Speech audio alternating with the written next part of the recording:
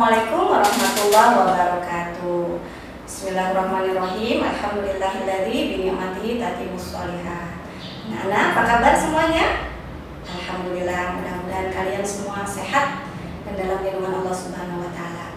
Ayo, sebelum kita mulai pembelajaran hari ini, kita berdoa bersama ya.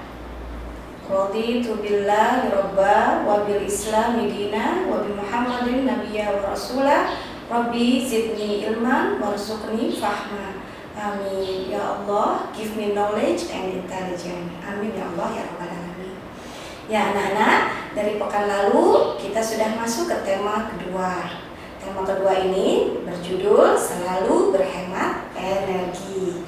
Untuk pertemuan hari ini, kalian akan Ibu ajak untuk belajar mengenai mengidentifikasi berbagai sumber energi dan manfaatnya.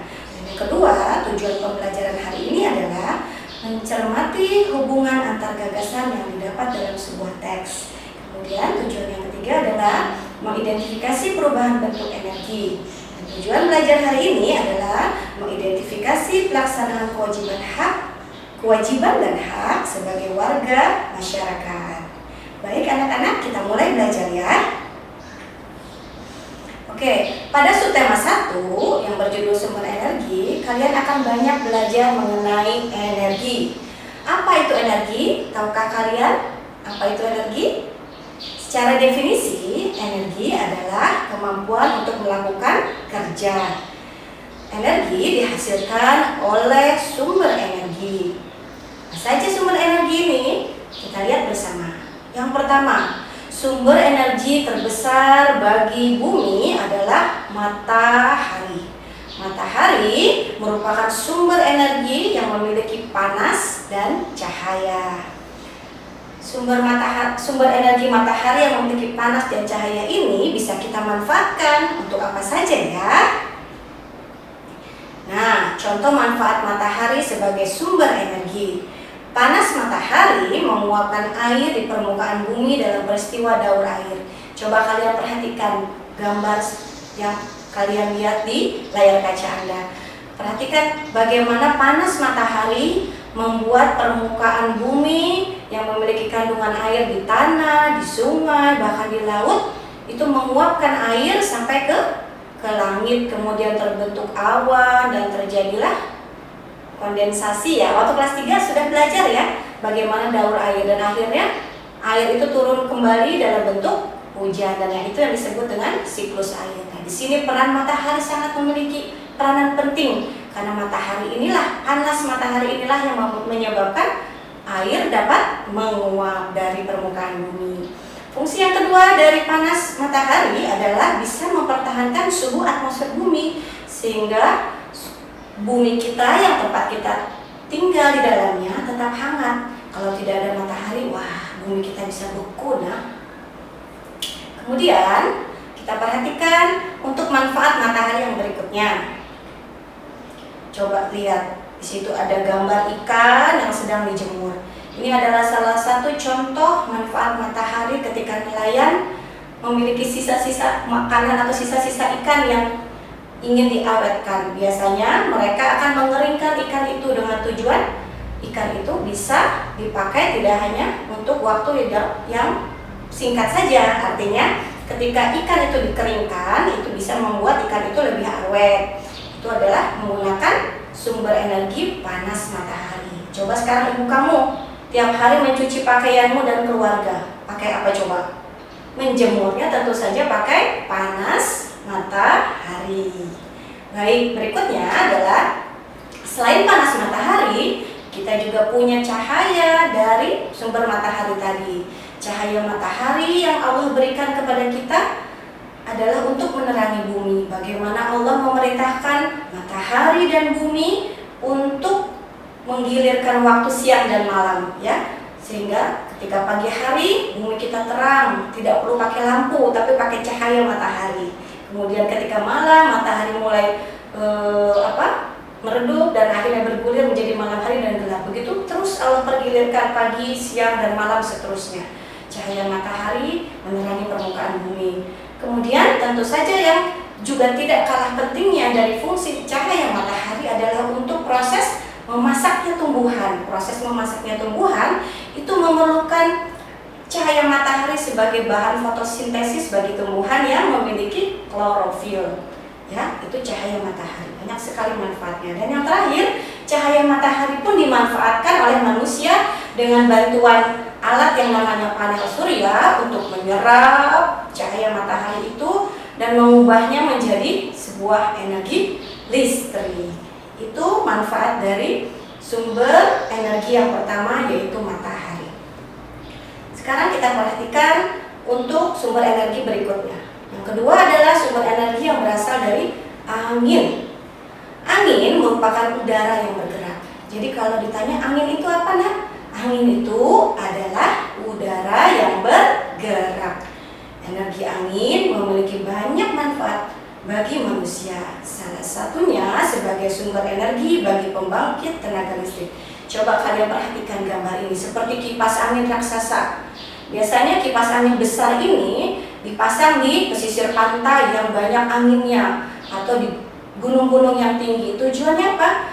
Tujuannya ingin menangkap angin yang besar itu, kemudian merubahnya menjadi energi potensial dan akhirnya merubahnya menjadi sebuah energi listrik. Jadi dari energi angin kemudian dirubah menjadi energi gerak seperti baling-baling kipas angin, kemudian nanti menghasilkan energi listrik. Itu salah satu manfaat dari sumber energi yang berasal dari angin. Nah, dari penjelasan tadi, coba kita perhatikan skema berikut ini. Kamu tadi baca ya, sambil mendengarkan penjelasan Ibu, kamu juga tadi membaca teks yang Ibu sampaikan. Coba kita ingat kembali apa saja yang Ibu sudah jelaskan tadi.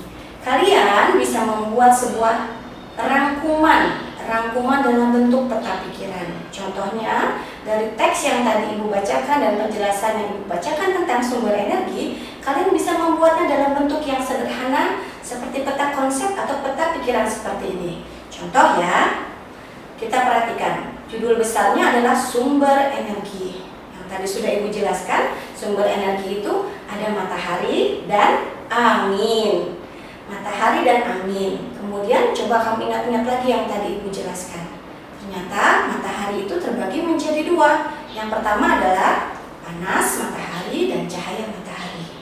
Kalau panas matahari tadi dimanfaatkan untuk apa saja? Kalian bisa tuliskan di situ. Menguapkan air, mempertahankan suhu bumi, mengeringkan pakaian, dan memahan makanan. Sekarang untuk cahaya matahari, tadi Ibu sudah sebutkan untuk menerangi bumi, fotosintesis, panel surya. Ketika kita membuat peta pikiran, sebenarnya kita memudahkan kita untuk mengingat pelajaran yang sudah kita sampaikan. Bagaimana cara membuat peta pikiran itu? Sebenarnya sudah dibahas juga di tema sebelumnya dengan cara menemukan ide pokok dalam sebuah teks. Ketika kalian sudah mahir atau pandai menemukan ide pokok, kalian akan mudah sekali membuat rangkuman dalam bentuk peta pikiran dari sebuah konsep pembelajaran. Contohnya, sumber bunyi ini. Sumber bunyi, kalau kamu buat dalam satu rangkuman, cukup satu halaman saja, tidak perlu berlembar-lembar. Simpel kan pelajarannya? Baik, kita lanjutkan ya. Dari sumber bunyi tadi, kita akan berikutnya akan mempelajari bagaimana perubahan bentuk energi dalam kehidupan sehari-hari. Alat elektronik yang kita gunakan itu memanfaatkan perubahan bentuk energi. Contohnya, gambar lampu yang ada di hadapan kalian. Gambar lampu yang ada di hadapan kalian ini memanfaatkan perubahan energi listrik menjadi cahaya. Contohnya, ada perubahan yang lain, misalnya energi listrik menjadi energi panas. Apa coba? Setrika. Apalagi? Listrik menjadi panas? Rice cooker atau magicom. Listrik menjadi panas? Contoh lainnya adalah oven atau alat bakar yang berasal dari listrik ya, oven listrik. Kemudian contoh energi perubahan energi lainnya adalah energi listrik menjadi energi gerak. Apa yang bisa kalian ingat untuk perubahan energi listrik menjadi gerak?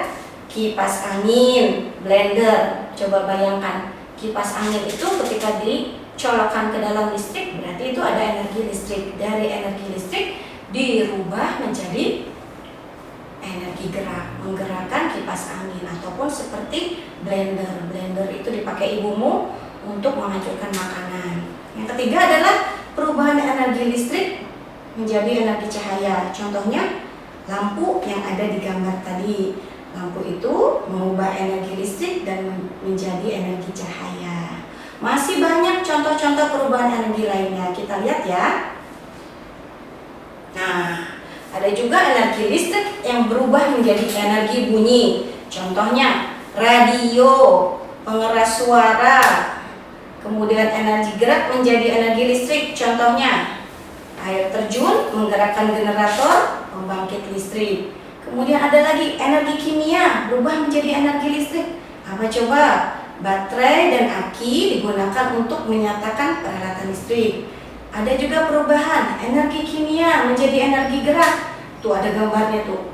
Makanan yang kita masukkan ke dalam tubuh kita itu akan mengubah dari energi kimia menjadi sumber energi buat kita biar kita bisa bergerak, menggerakkan tubuh kita. Itu contoh perubahan energi dari energi kimia menjadi energi gerak.